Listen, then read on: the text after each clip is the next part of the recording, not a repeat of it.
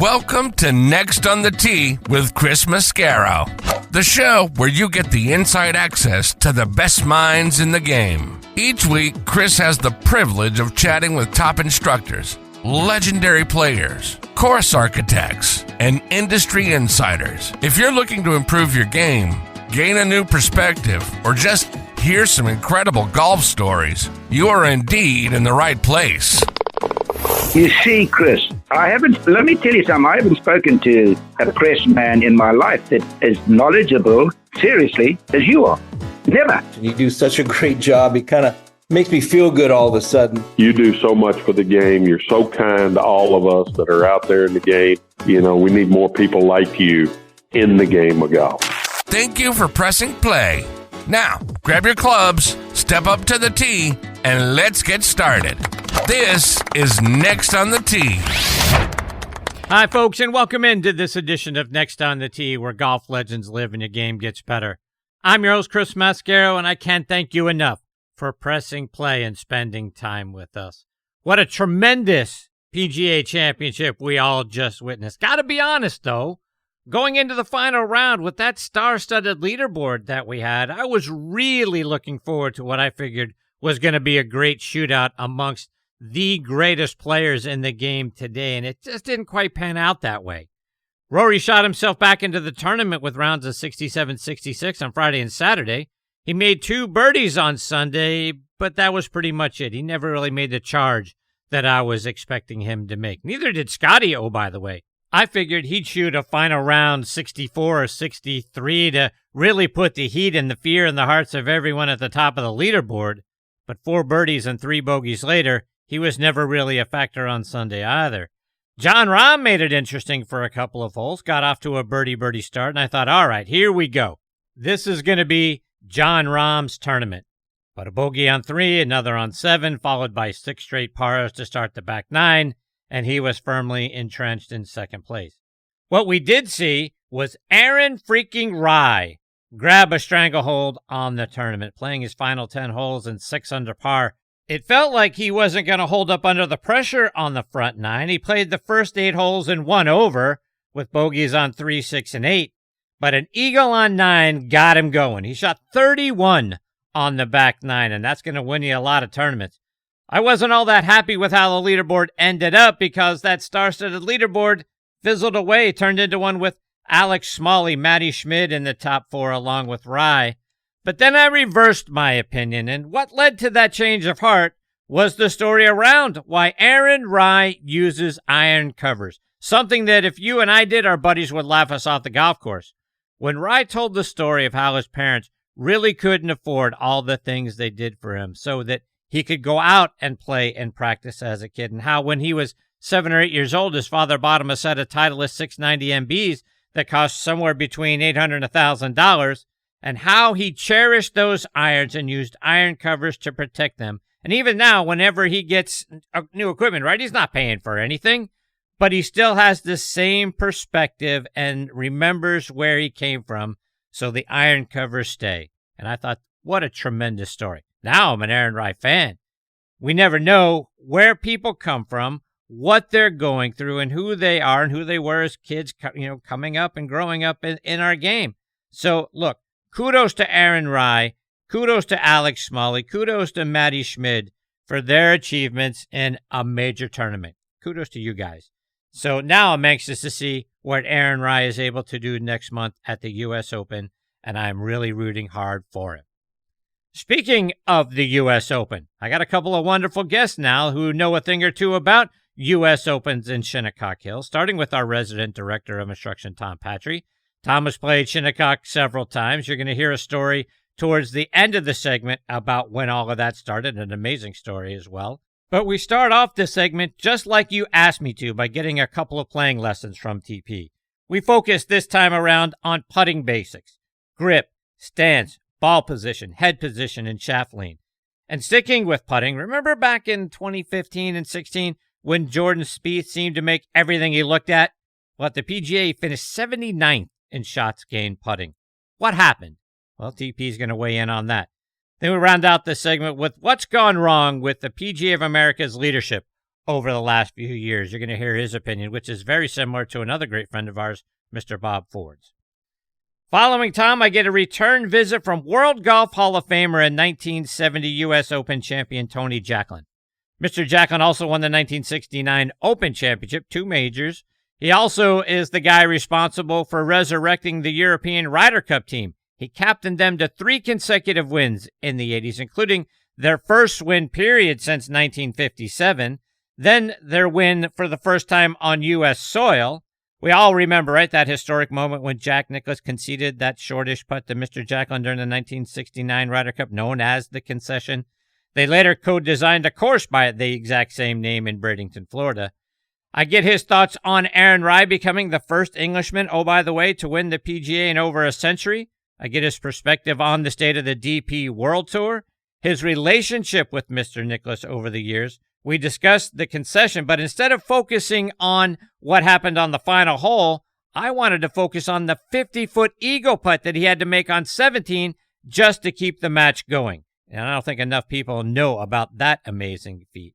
Then you'll hear about his 7-stroke victory in the U.S. Open at Hazeltine. So, folks, it's a great show coming your way. I can't thank you enough again, as always, for being here, pressing play, and taking the journey with me.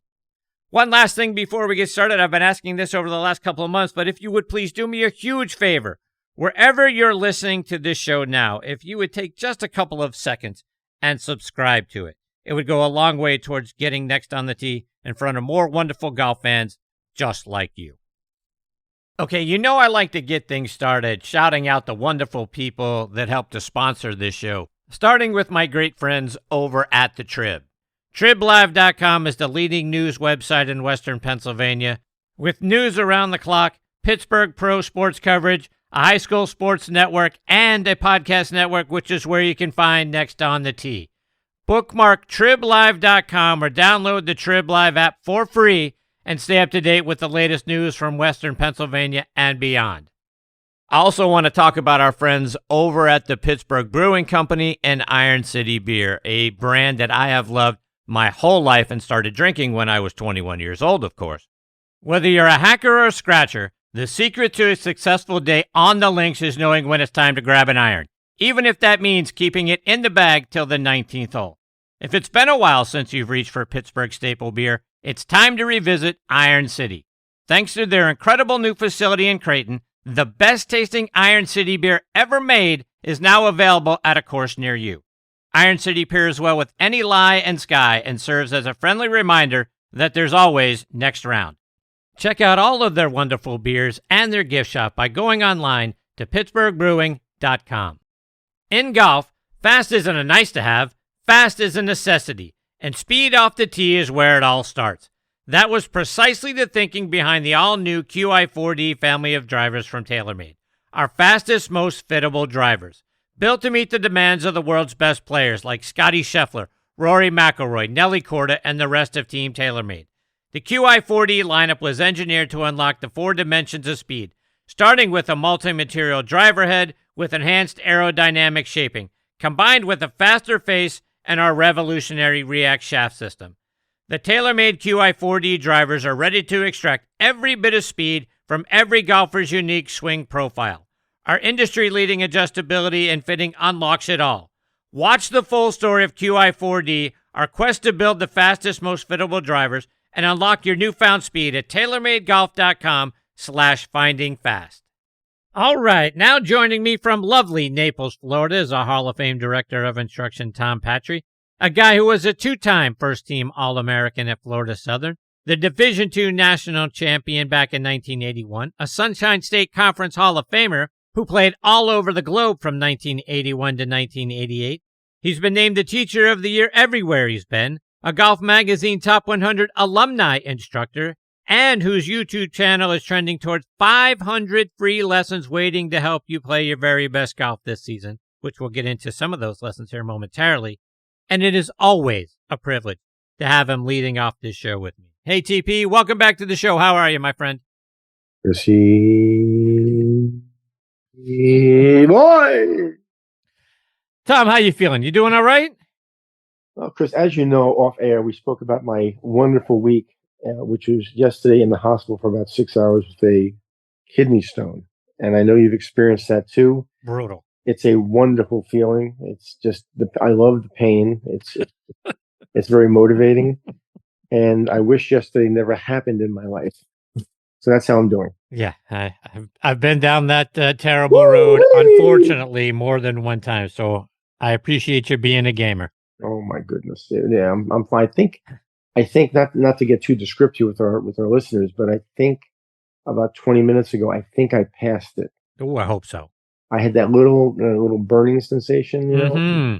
I didn't have the screen, so I don't know for sure, but I think I passed it. Fingers crossed you did. Yeah. All right, so in keeping with what our listeners continue to ask for, which is more TP tips at the top of the segment, and we're going to give them what they're asking for.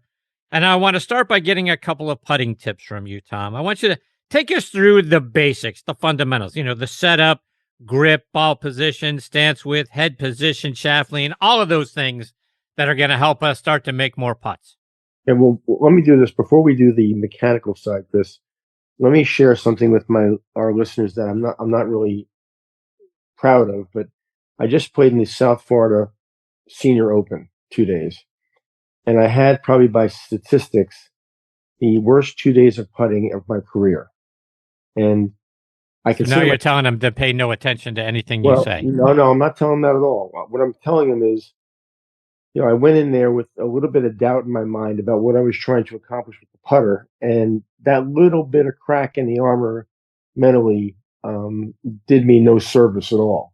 So shame on me for that.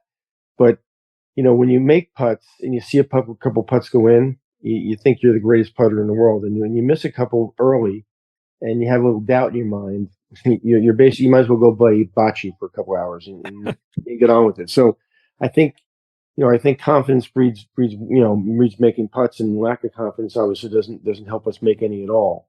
So on the mental side, you got to have a really positive outlook. You got to, and I came out of that 2 days not feeling very good about the performance, but got right back after it and kind of solved a couple of things. I think I've turned the corner a little bit.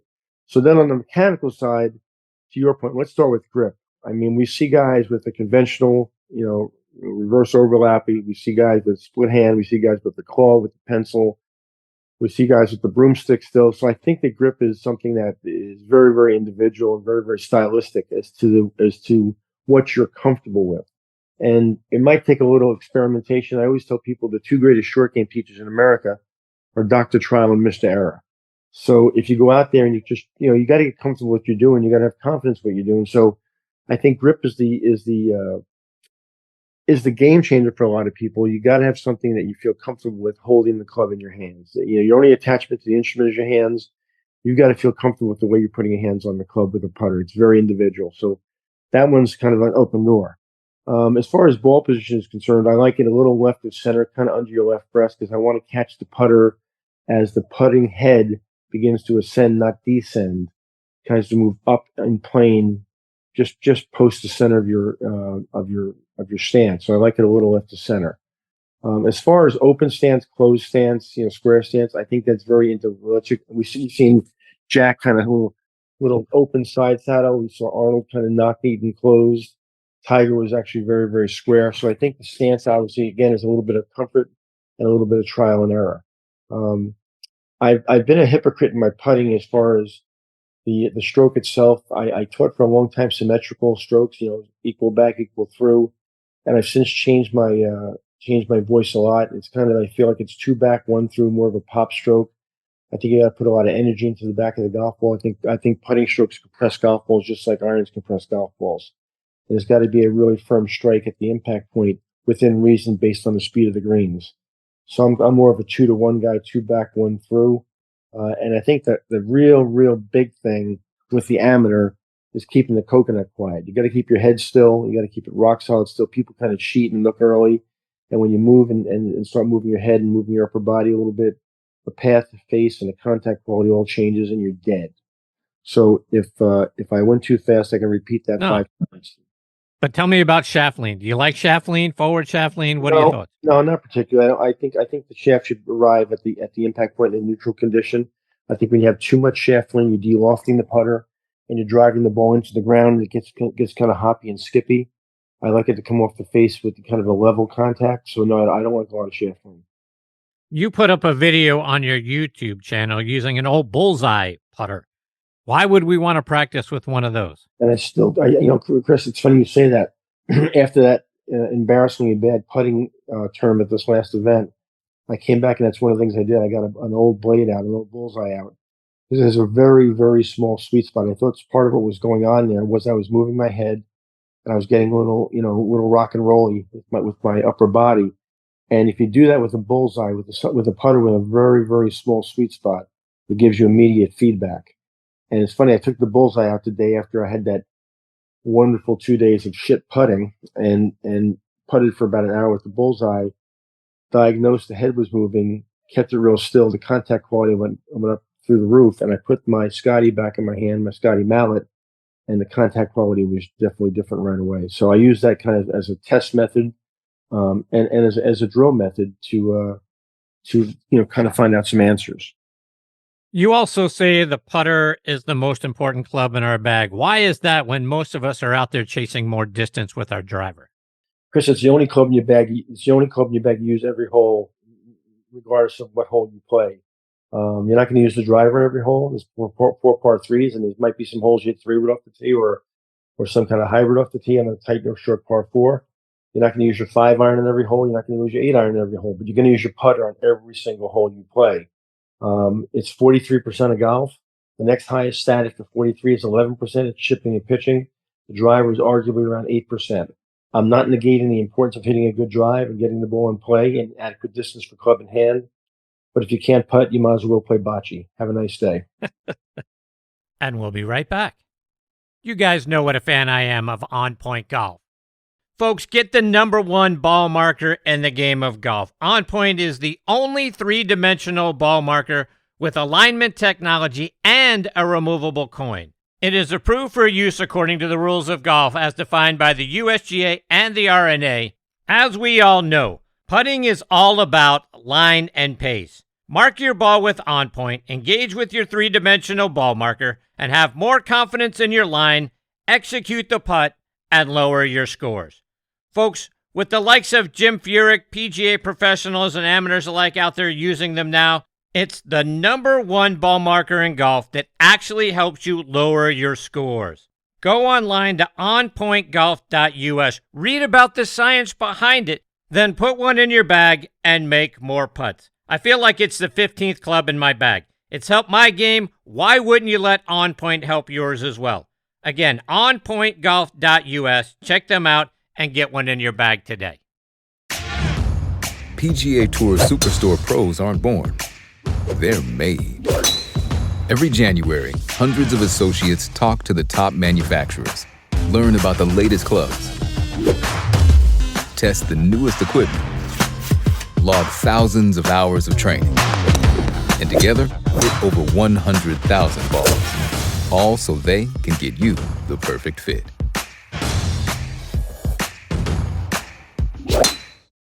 Now let's get back to the show. All right, let's switch gears a little bit. We got to talk about the PGA Championship and Aaron Rai's huge win. He wins by 3, Tom, but did so by playing the final 10 holes 6 under par, starting with an eagle on the par 5 ninth, and sealed it with an unbelievable, speaking of putting, a 68-foot birdie on 17. Talk about your impressions about what you saw from Aaron Rai.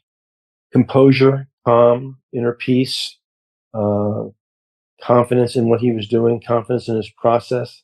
Never left his process. Off the air, you were knocking him a little bit the other morning with me early on in our conversation. I know, and I think the guy is I think part of it's cultural. He's a very calm, very confident human being, not braggadocious at all, just very calm in his own skin, being very comfortable in his own skin.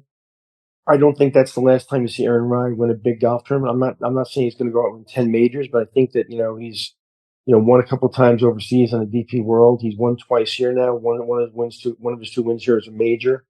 He has a very calmness about him. The way he goes about things. He has a great belief system.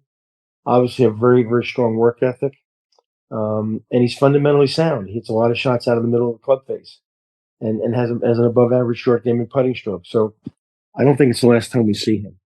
So let me explain why I was sort of shaking my head initially about not just Aaron Rai, but the whole top of the leaderboard. Not the whole, a lot of people at the top of the leaderboard. It wasn't, as the day started, it was an unbelievably star-studded leaderboard, and then it sort of fell apart. And It vanished. and I was sort of down on it. But here, let me talk about why I changed my mind. And it was really around the story of something that if you or I were using it, we'd get a whole bunch of ridicule from our buddies, and that is iron covers. His remarks about why he uses them when he was asked about it after the tournament, he said he comes from a working class family. Golf is a really expensive game, as we all know. His parents really couldn't afford all the things that they did for him in order for him to play and practice. And he talked about how when he was 7 or 8 years old, his father bought him a set of Titleist 690 MBs that cost somewhere between $800 and $1,000, and he just cherished those irons. And even though now he gets whatever equipment that he needs or wants, he's not going to lose the perspective of what he has and where he is. So the iron covers are staying, and I thought, that's fantastic. Now I'm a big Aaron Rai fan. Well, I can't agree with you more, because in a day and age when a lot of juniors come to me and, Daddy, I want a new driver, Daddy, I want this, Daddy, I want that, and they get it every single time. And the other thing that makes me crazy is the junior walks into a lesson and the clubs are dirty.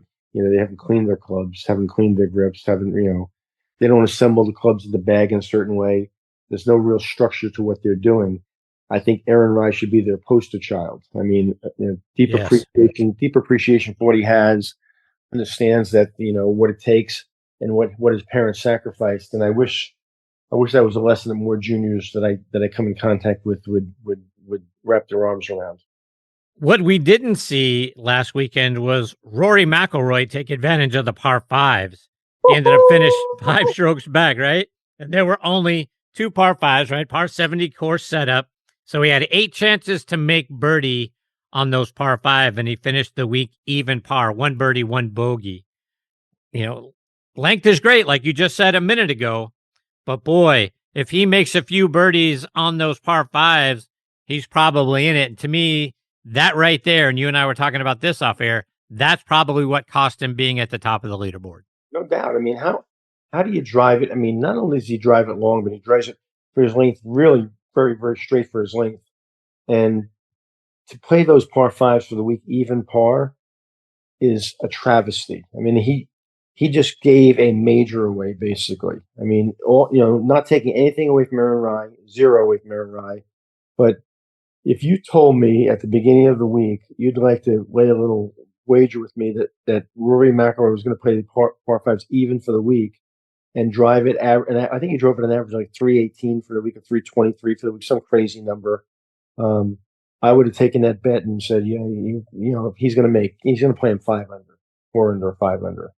It's it just shows you the importance of, it's not how you drive, it's how you arrive. I mean, he just doesn't do a good job converting, or didn't do a good job there converting his opportunities, and it cost him a chance to win a major, no doubt about it. Sticking with our theme of putting, the thing that I think a lot of us were waiting for was Scottie to make a charge in the final round, and he ends up finishing 72nd in shots gained putting for the week. It appears like he just can't seem to find consistency, Tom, with his putter. Do you think, getting back to what you were saying a minute ago, do you think it's a confidence thing with Scottie when he's got the flat blade in his hand? Is it the change in speed from green to green, from tournament to tournament, the contours? What do you think it is, why Scottie can't seem to get that putter dialed in? I think you nailed it, Chris. I mean, I didn't really like to watch Scottie those last 2 rounds, because coming off my performance, he looked, from a body language standpoint, like I felt for 2 days. He looked like he wasn't sure what he was doing, exactly what he was trying to do with the putter, what his philosophy was putting the ball. He looked very, very de-selly to me, very, very tentative to me, very, very. You can't putt defensively. You have to putt offensively. On the PGA Tour, guys are going to make birdies, guys are going to make moves. You have to stay in the thick of things. You have to be, aggressive, cautiously aggressive, but aggressive with that flat stick. You've got to hold putts. And he looked like he was very tentative with the club in his hand. He didn't really have a lot of confidence in what he was doing. Speaking of bulky putters, Let's talk about Jordan Spieth. Remember back in 2015 and 16, Tom? Spieth seemed to make everything he looked at, and now he can't seem to buy a putt. He has spent, I think, so much time working on his driver. And hey, look, he finished tied for first in driving accuracy at the PGA and second shots gained around the green. And we know what a wizard he is with a wedge in his hands. But he finished 79th in shots gained putting, losing 3.26 shots to the field. Is that overcommitment to making sure your driver trying to get length and accuracy with the driver at the expense of your putting? And why don't you think he and Cameron McCormick have been able to get the putter fixed? Well, we're going to reveal a little off the air conversation. You know how critical I am of the Jordan Spieth camp in general and how they approach his game improvement. But you go back to the 15, 16 and the banner years of Jordan Spieth, and we all remember he putted all his putts. I might be off on his inside 10 feet looking at the hole, and he made everything. All those crucial putts you had to make to keep your round alive, to keep your momentum. He made them all. And he made a fair share outside of there, because when you make those short ones, those what I call expectation putts, that breeds confidence right through your game. And I don't understand how he hasn't gone back to that. His best years ever with that method. It worked for him. Obviously, he remembers doing it. I think he remembers doing it, unless he has amnesia. And he has film to watch of him doing that. I don't get why he hasn't gone back there. I don't think I question the intelligence factor and the maybe the remembrance of what really occurred there and how good he was using that method. I mean, the first thing I would do was, hey, Jordan, why don't we go back and put that back in play again? One of the unfortunate things that we did see again raise its ugly head at the tournament was an issue involving Rory McIlroy. It happened late in the round on Sunday. Some guy chanted USA after Rory's chip shot on 16 bounded back into the sand trap around the green, essentially ending any chance he had to post a number. Rory said an expletive and then pointed the guy out.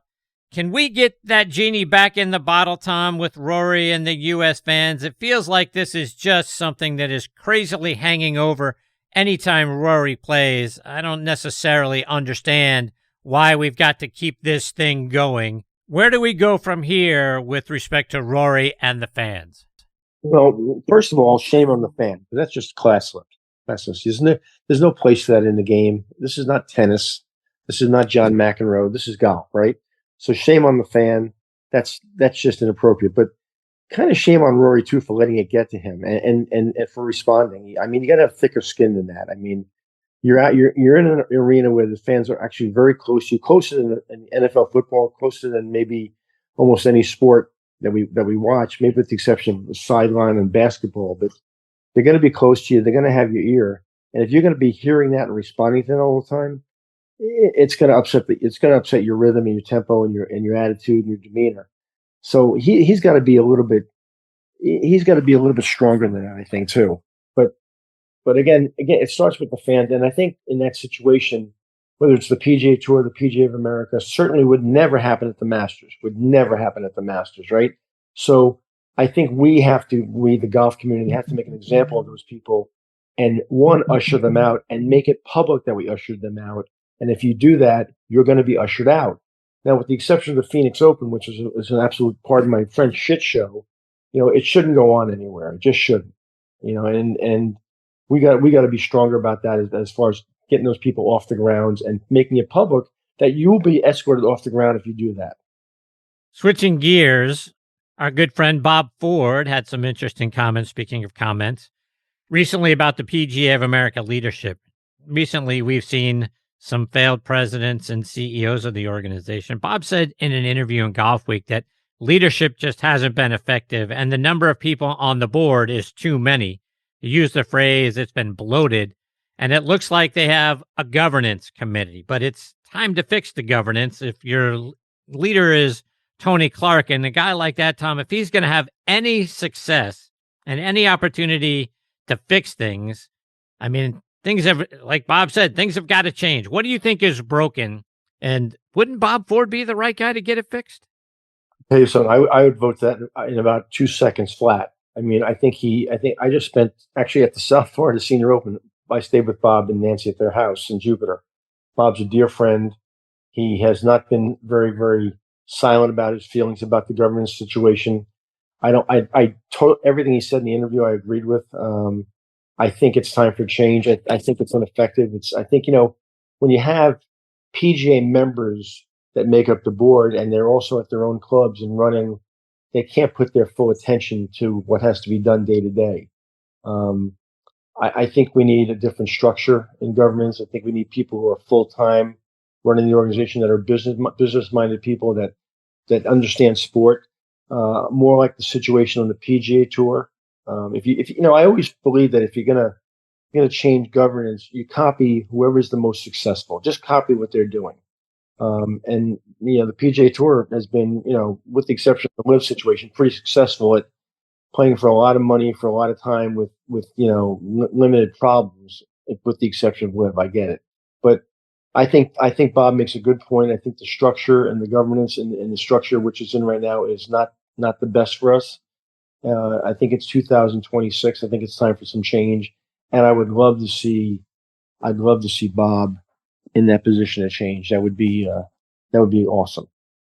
Tom, just a couple more before I let you go, and I'm sure we'll talk about this more over the next few weeks, but the U.S. Open is being played at Shinnecock Hills, a place that you're awfully familiar with and spent a lot of time at. Talk about the course and what those guys are going to be up against.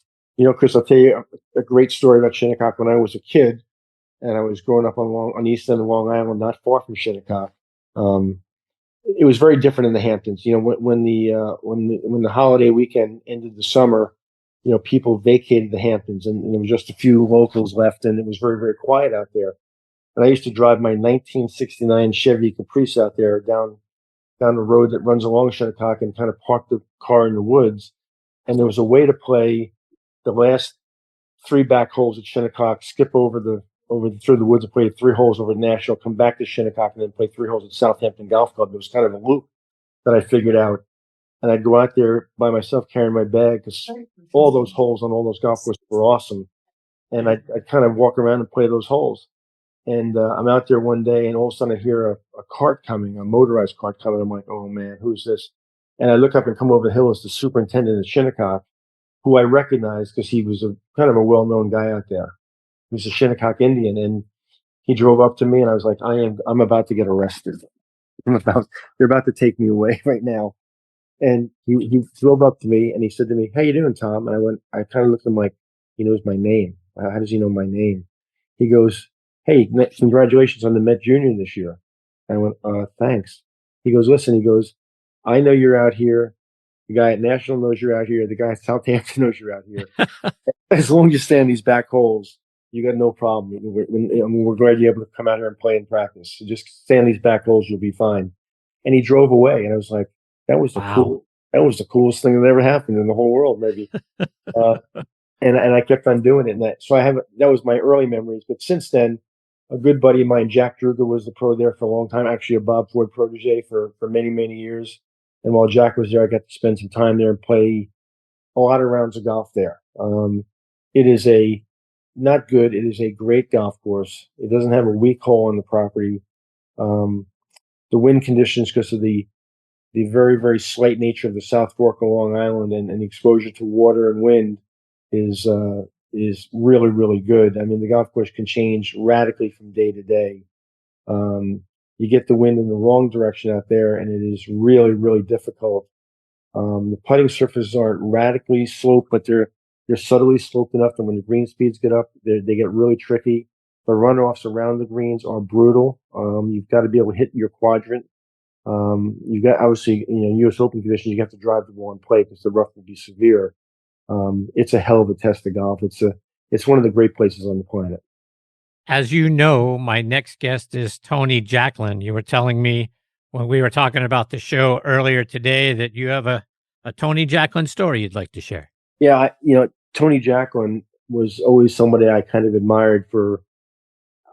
I think he kind of put British golf back on the map in 1969, and you know how much I love golf history, so he was somebody I paid attention to, and I never knew Tony Jacklin, and then several years ago, I got to play some golf at a place called Concession, which is up up north of me, about an hour and a half. And I was on the putting green getting ready to go play with some people that had invited me up there. And I looked up and Tony Jacklin was standing there. And I walked over and introduced myself, and he couldn't have been more gracious. He couldn't have been nicer. He didn't know I was a golf professional. It didn't matter if I was a golf professional or not. He took time to talk to me. I told him how much I admired, the campaign in '69 and what he had done. And I was a big fan. He's just a complete gentleman, and just, we need more Tony Jacklins in golf, as far as I'm concerned. I hope you can say hi for me, Chris, when he comes on. I hope he's listening right now, and he knows how much I appreciate people in that era and how they behaved and how they acted. He's just a class act. Couldn't agree with that all more. Tom, before I let you go, remind our listeners again about your website, your YouTube channel, and how they can follow you on social media. Well, the best place to find me is every other Tuesday Next on the Tee with the greatest host of golf. YouTube, LinkedIn, Facebook, TikTok, Instagram, all those places. And the website's just tompatri.com. But my favorite place to get recognized is right here Next on the Tee with Chris Mascaro. You're the best. Tom, I can't thank you enough for taking time and being a part of this show for the 133rd time. And I'm already looking forward to 2 weeks from now when it's 134. You're the best, my friend.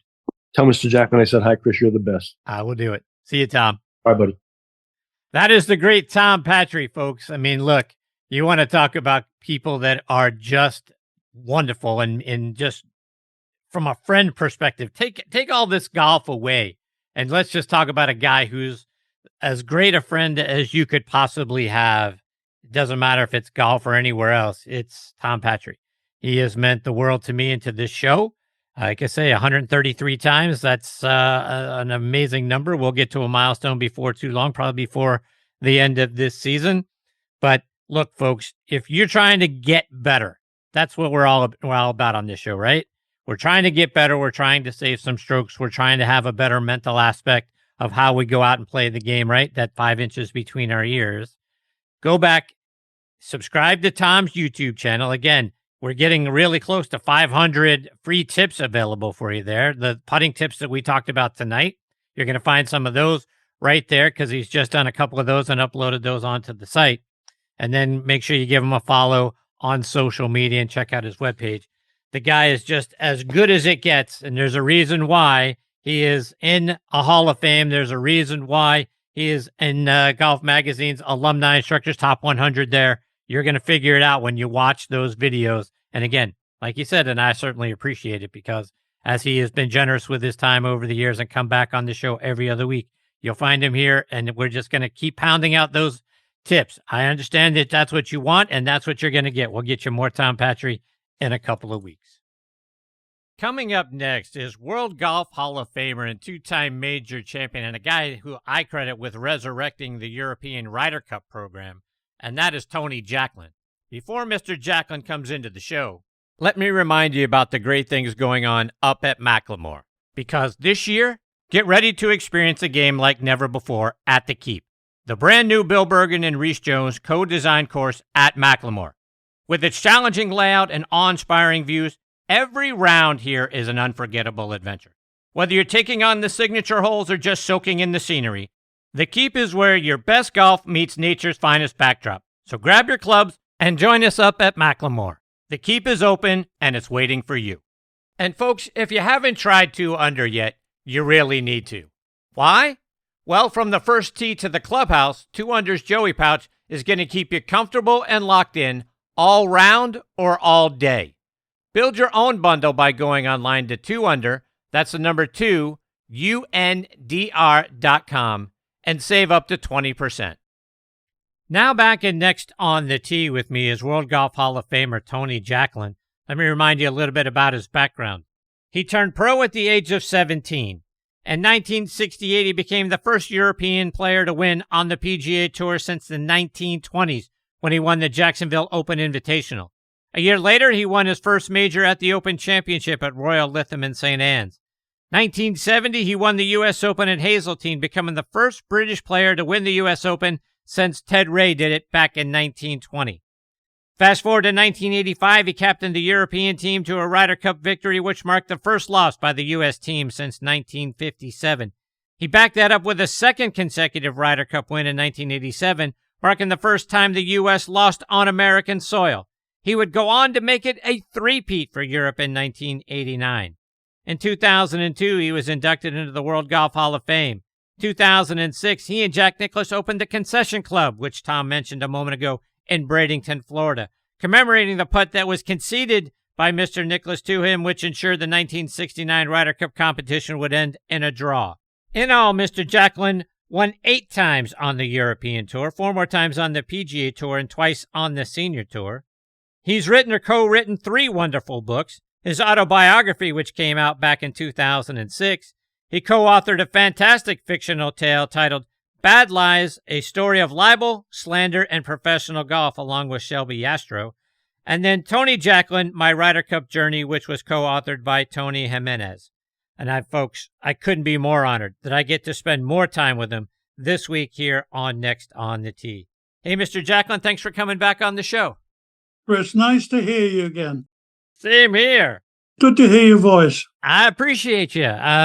I don't know if you got to hear Tom Patri in the first segment, but he wanted me to say hello to you for him and tell you how much I you heard mean that, and I remember meeting Tom, a delightful gentleman, and I appreciate his contributions to your show. I'm sure. I mean, I can't believe he's been on that many times, but there you are. He's a knowledgeable guy. Indeed he is.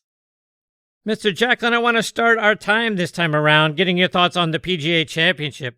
Aaron Rai goes out. He's only the second Englishman to ever win it, and the last one was over a century ago. And for those who are wondering, it was Jim Barnes when he won it twice in 1916 and again in 1919. But I wanted to get your thoughts. What do you think about what you saw from Aaron Rai and how the tournament unfolded? Well, I thought it was, a great championship. I thoroughly enjoyed the final day. I've known Aaron since he was about 9 or 10-year-old. I host a little event in England in the summer, the British Par 3 Championship, and it's not far from where Aaron was brought up. And he came there when he was a 10-year-old, and he used to play every year, and he still had those 2 gloves on even then, all those years ago. And I knew his family, and I've not had the pleasure of meeting his wife, but she seems a delightful lady who helps him along. But there's nobody in golf that I've met that is more dedicated than Aaron. He's thoroughly deserved of the victory he had. He stuck to his guns. He played out of the fairway most of the time, which was, I think, vitally important there, where how the pins were placed. And you couldn't meet a nicer gentleman. And as I say, I've known him for a very, very long time now. And to see him mature the way he's done, and the things that have come to pass for him, it's just a delight for me. I've not had the privilege, as I say, of meeting his wife yet, but she seems like she was also, obviously involved in his victory. She's a good player herself, and she gives him the emotional support that he needs. I saw that shot she hit on the par 3 at the Augusta and the swing she made, and I knew she knew the business of golf. So I'm looking forward to hopefully meeting her in the future, but I couldn't have been more delighted with the outcome. What does it mean for English golf to have someone like Aaron Rai come along and win a major? Well, it means a lot. I mean, we've got a few players now from the UK, obviously, that some went to where. But Tommy Fleetwood, we keep hoping. The Open Championship in a few weeks' time is in his hometown of Southport.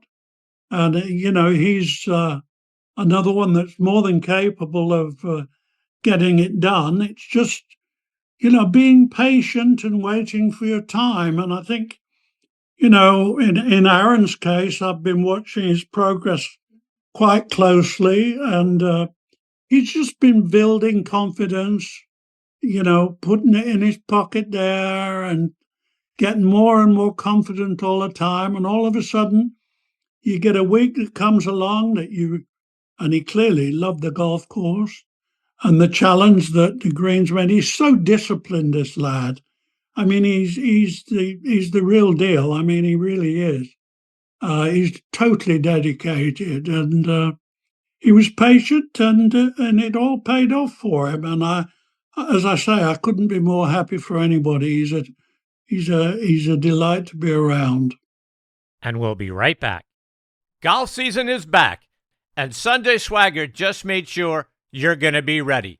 Their new spring collection just dropped. They've got 60 bold, performance-driven styles for men, women, and youth. And if all that isn't enough, well, they just linked up with Pennzoil and Team Penske for a race-inspired collection that brings serious trackside energy to the fairways. With styles for men, women, and youth, you're guaranteed to turn heads and spark conversation when you wear Sunday Swagger. Visit SundaySwagger.com, join the Sunday Club for exclusive drops and member benefits, and folks, Sunday Swagger is going to give you what? Polos with personality. Again, check them out online, SundaySwagger.com. And folks, Squares Golf, best golf shoes on the planet by far. It's not a gimmick, it's not marketing, it's science. Don't take my word for it. Let's hear from six-time major champion Sir Nick Faldo. You've heard of Squares, and there's a reason why. Because the best swings in golf don't start with your hands. They start from the ground up. Most golf shoes are built for looks, not performance. Squares breaks the mold. Our patented design gives your toes room to engage the ground, creating more stability, balance, and solid contact. Your same swing, now powered from the ground up. Experience the Squares advantage at squares.com. Squares. Performance starts where you stand. All right, now back to more of the show. Mr. Jacklin, you did so much for European golf. I wanted to get your thoughts on where the DP World Tour is now. With their top 10 players every year gaining PGA Tour cards, it's starting to feel to me like the DP World Tour is becoming a feeder tour, much like the Korn Ferry Tour is. And Ian Woosnam has talked about how that arrangement weakens the DP World Tour every year. What are your thoughts? How do you feel about the state of European golf? Well, I always, personally, I mean, people defended it, but when they set it up where the top 10 players, you get a pass to play the PGA Tour, I mean, it was clearly a feeder tour. It was that's what it's become. It's just as simple as that. I mean, behind the scenes, obviously the PGA Tour back it, and there are many that think that when Live Golf came along, they might have been better off, backing the European Tour, but that wasn't to be. And what's happened's happened. I mean, and it is. It's. I agree 100% that it's just become a feeder tour situation. So it's very difficult, to these young fellas coming along from many, many different countries now in Europe, playing in obscure places, trying to gain their experience, playing all over the place in very, very different circumstances. It's not easy. And you see, like the young Fitzpatrick this year made his way, thanks to his brother's wonderful bunker shot on that final hole.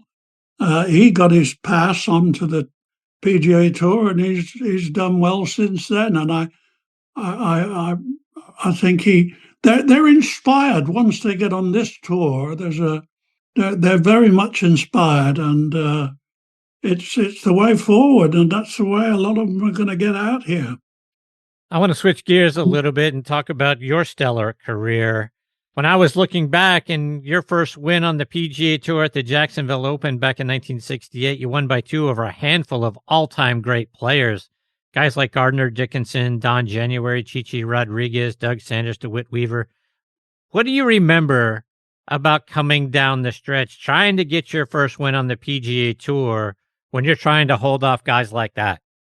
Well, that's an easy one because my final pairing, threesome, was Don January, Arnold Palmer, and me. And so, in those days, when you played with Arnold, it was like playing with God. I mean, you knew very well that there weren't many out there cared much about what you were doing. It was all about Arnold, and I think the mental fortitude it took to sort of get through that on that final round and win held me in good stead. It put me mentally where I needed to be to win my first major the next summer at Lytham St Anne's. It really did. It was a huge stepping stone. I mean, I played a lot of golf with Arnold, and it was very intimidating to play with in front of American crowds. And, you had to have a special mindset to get through the experience. And getting that done was a huge, it took care of a lot of business as far as I was concerned. Mr. Jacklin, most people know about the concession in your match with Mr. Nicklaus at the Ryder Cup in '69 and the putt that was conceded on the last hole. But I want to go one hole back because on 17, you made a 50-foot eagle putt to keep that match going. I don't think that gets enough recognition, certainly not the recognition it deserves for making a putt that you absolutely had to have. What was that like? Well, you're right. I mean, it was from here to eternity. I mean, Jack was about half the distance I was. It's a par 5. We both hit the green in 2. And to hold that putt in that circumstance, I lost the 6. We were all square going into 16, which I lost. I made a bogey on 16 to go one down. And, to hold that putt at that point in time was just incredible. I mean, it was, I don't know. I mean, you're trying to do it, but it's as much a fluke as anything. Anyway, it happened, and, it got us to where, all square on that last tee. And I can tell anybody listening that it's not where you want to be, being all tied up with one hole to play and all the rest of your teammates around the green waiting to see what's going to happen. It was, you talk about nerve-wracking. That was as big as it gets. And, I was obviously relieved, to have been conceded the little putt, but it was a tap in. I mean, you can go to YouTube and see how long it was. It wasn't 4 feet, it was about 20 inches or so, but it was missable. And in those circumstances, it was a wonderful sporting gesture. And I had the opportunity back in the 80s to get this done. I went to meet a developer here in Southwest Florida and put the idea to him about having a golf course to commemorate a moment in golf history. And fortunately, he bit, and we got it done, and it's turned out wonderful. I had a very successful PGA senior PGA there this year. And I've got a couple more of those coming, so we'll see where it goes. But it's a wonderful test of golf. I read that Sam Snead, who was the U.S. captain that year in '69, was not as happy as he could have been with Mr. Nicklaus when he conceded that putt to you. Were you aware of any of that at the time? No, I mean, I got to know Sam pretty well after. I mean, Jack said Sam never said anything. I mean, other people said, that he supposedly said we didn't come over here to be good old boys. But he never said anything to Jack. He never mentioned it. And, Sam was tough. Like a lot of those, we were all pretty tough in our day when we were doing our winning. But no, it was, Jack said it 1,000 times. It was, in his mind, the right thing to do. And it was a great gesture. And I had a full appreciation for it. And I still appreciate it to this day. You also faced Mr. Nicklaus in the semifinals of the Piccadilly Match Play Championship in 1970. You guys obviously faced each other as Ryder Cup captains. You co-designed the concession golf course together. Talk about your relationship with Mr. Nicklaus and what it's been like with him over the years. Well, it's been great. I met him first when we played together in the World Cup in Japan at Yomiuri Golf Club in 1966. I was playing with Patri as my partner, and Jack was playing with Arnold, and we hit it off straight away. I subsequently went and got my tour card at PGA National, which was down the road from where Jack lived, and spent a lot of time with him over that couple of weeks, fishing and getting to know each other better. And we've been firm friends for 60 years or more now. And it's been a delight, especially from my standpoint anyway. Speaking of when you got your tour card, you did it by going through Q School back in 1967. When I look at that class, you had 1966 British Amateur champion Bobby Cole, who was the medalist. Dean Beeman, who was the 59 British Amateur champion and won 2 U.S. Amateur titles, would go on to be the PGA Tour commissioner. He was there. Bob Murphy, who won the U.S. Amateur in 65, plus a handful of other greats, just to mention like Lee Elder and Orville Moody, Marty Fleckman, Gibby Gilbert.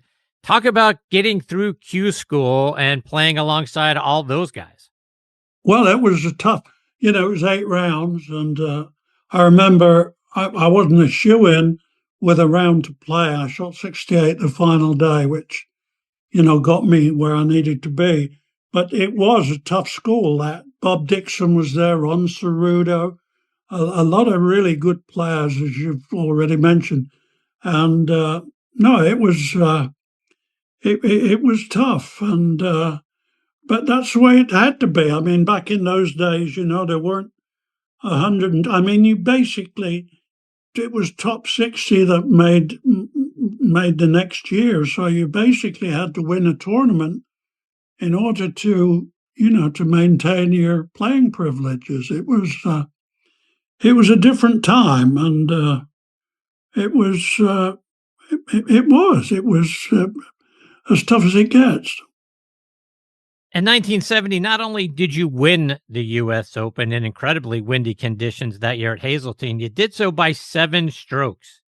And I have to wonder, because of the conditions, was that an advantage for you growing up, I'm sure, playing in those kinds of conditions all the time over in England, and probably the guys that are playing here, not so much? Was it a good thing for you to have the winds really kicking up that year at Hazeltine? Well, certainly the first day was. It was a 40-mile-an-hour gale.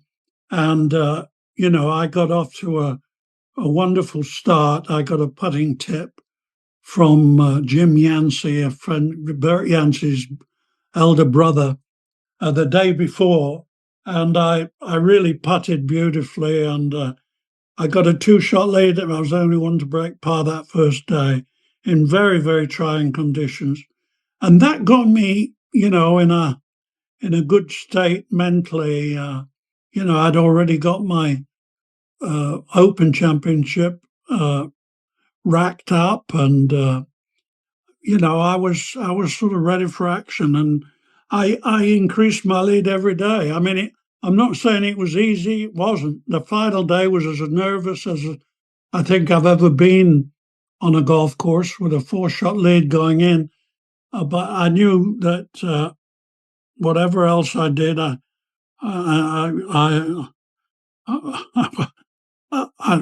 didn't need to blow it, and that was sort of that was looming large. and I holed a putt on the 9th hole that went in, and it maybe shouldn't have. It was going pretty hard, and once I got that taken care of, the pressure sort of was off, and I played the last 9 holes nicely. But it was a memorable week, and to win the U.S. Open by 7 is incredibly special, and it's a memory that will stay with me forever, obviously. I saw an interview you did several years ago regarding your Open Championship victory in '69, and in it you said your overall thought process for the tournament was to stay close, be in the hunt, and you never know, it might be your day. What'd you tell yourself, like the night before? You're sitting on a 2-stroke lead heading into the final round, 2 strokes over Nicklaus and Peter Thompson, Roberto DiVincenzo, Bob Charles. Those guys were all chasing after you. What'd you tell yourself, and how'd you convince yourself that, you know what, tomorrow just might be my day? Well, you've got to just, you're adopting. You're on the golf course. You're just thinking one shot at a time. It's the worst thing anybody could ever do is get ahead of themselves and start sort of. And of course, that's the most obvious thing to do because you're nervous and you don't know what the outcome's going to be. And you just have to stop your mind wandering forward. And it's all about discipline. And you have to train for that. And, I think as you look across the board, as I look across, Gary Player was probably as good as anybody as I've ever met with regards to that. Gary had incredible discipline. He still has today at 90. And, and that's what it's all about. That's what young Aaron Rai had this last week at the PGA. Incredible discipline. He practices it every week of his life. And, patience is the other thing. And you just wait your time, and who knows? When they handed you the claret jug, had to be a surreal moment for you. What was it like? Well, it was a surreal moment. Lord Derby was the president of the PGA. Then he was the one who presented it, and it's a moment you dream of. As a kid from the UK, we didn't have TV in our household in the 60s, so I didn't get a chance to watch much golf on television. I got myself my golf firsthand playing tournaments in the early 60s. I made the cut in the Open that Bob Charles won in '63 at Lytham, and that was really when I got on tour.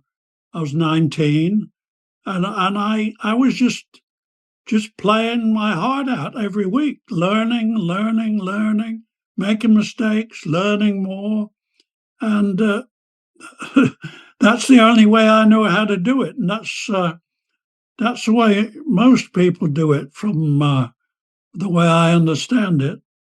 Mr. Jacklin, just a couple more before I let you go, and you changed everything about the Ryder Cup, especially the trajectory of the European team, and it doesn't feel like the U.S. has really ever recovered.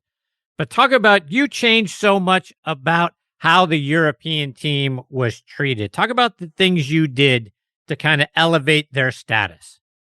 Well, there was a few things. One of the things we did prior to my captaincy, you mentioned, we won in '87, '89. But first year I captained, we lost by a single point. And all of my changes, I never changed anything after the first time. We got the uniforms right. We got the format. We needed a format in Europe or I did at that time in history, to be able to hide players the first 2 days, because America had far more strength in depth. And by only exposing 8 players out of 12 the first 2 days, I could play the informed players. And so that worked nicely. A team room was a thing I introduced. We never had a team room before. And to me, that was vital for team spirit to, get to know each other better. And then also the feel-good factor, wearing the right gear, not feeling second in the way you turned out. America had everything. And back in the 60s, and we were wearing anything anybody would give us. And I took care of that, and the self-esteem that a player has when he stands on the first day at tee is vitally important to performance. And, took care of those things. I leaned very, very, very heavily on the major champions. Seve obviously was a great part of that challenge we had. And there were others. They all came on stream.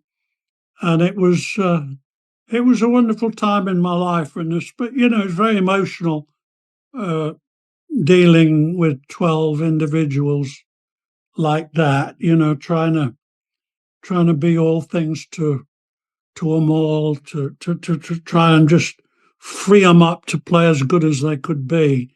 And, it worked. It worked. It wasn't obvious. I mean, in '85, we didn't get off to the best start, but we persevered and we were patient, and we came out on top. And then gradually we built this sort of confidence as a unit, as a team. And it wasn't bravado as it had been in the past, or we can do this kind of thing. This was, we built something that was real, and there's no substitute for confidence in sport. One more before I let you go, and I mentioned in your intro, you've written a wonderful fictional novel, Bad Lies, a story of libel, slander, and professional golf. Are we going to get more installments of Eddie Benison and more stories from you? No, I'm about done with my stories. I can talk to guys like you. It's a pleasure to do it, but I'm about done with the rest of it. I'm enjoying my retirement here in Southwest Florida, and seeing my grandchildren grow. My youngest ones now, enjoying life. Well, Mr. Jacklin, I can't thank you enough for taking time out of your night to come back and be a part of this show. It's always a huge privilege to get to spend some time with you. I hope we get this privilege again before too long. God love you, Chris. Thank you very much. Take care, Mr. Jacklin. All the best to you and your family. Bye-bye. Thank you. That is the great Tony Jacklin, folks. You want to talk about a wonderful ambassador of our game. You want to talk about, like Tom Patri said, a great gentleman in our game, and a guy who had so much influence and has done so much to actually change the trajectory of the game. And I don't say that lightly. I mean, look, we all know about how much the U.S. team has struggled in the Ryder Cup. That all started because of the things that Mr. Jacklin did to change the trajectory of the European team, to change their circumstances and the things that they were doing. And that thing propelled the whole continent in a whole different direction that has really just absolutely led to being how dominant they are, right? I mean, there's a reason why that happened, right? Everything has to start somewhere. Well, what was that thing that changed it all? It was Tony Jacklin and his captaincy and how he treated the players and the things that were surrounding the players. When that switch got turned, everything changed. I mean, look, he won 2 majors. He won a bunch of other times on the European Tour and a few more times here on the PGA Tour. But just one of the greatest legends our game has ever known. And I'm telling you, if you enjoy, look, you'll enjoy fictional novels about what goes on, right? And again, you look back at what that book was about, and it's just a fun read. So again, it's called Bad Lies: A Story of Libel, Slander, and Professional Golf. Go out there and check it out. I think you're going to love it. And let me know what you think. Let me know what you think about all the things Mr. Jacklin did. Do some research. Check him out online. See the things that he was a part of. See the tournaments that he won and how he won them. I'd love your feedback on those things and on Mr. Jacklin. You know how to find me online at CT Mascaro on Instagram and on X, or you can reach out through nextonthetee.net. Let me know your thoughts. I'd appreciate it. Well, that's it, folks. Time for me to put a bow on this episode of Next on the Tee. My sincere thanks once again to Tom Patri and Tony Jacklin for joining me. Scheduled to join me next time are a two-time winner out on the PGA Tour and a Canadian Golf Hall of Famer. Our friend Richard Zokol will be back to talk about his new book, Zokology.